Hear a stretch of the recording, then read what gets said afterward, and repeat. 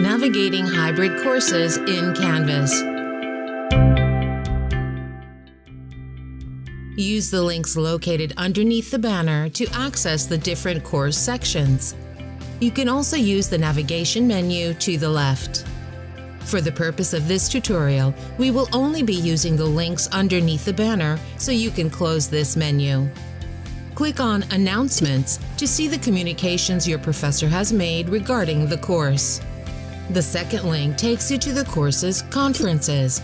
On this page, you can access the virtual conference and communicate with your professor at the agreed time. The following link takes you to the professor's profile.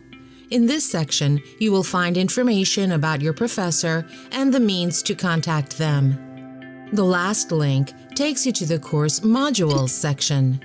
Here you will find the content and respective activities distributed throughout all of the course modules.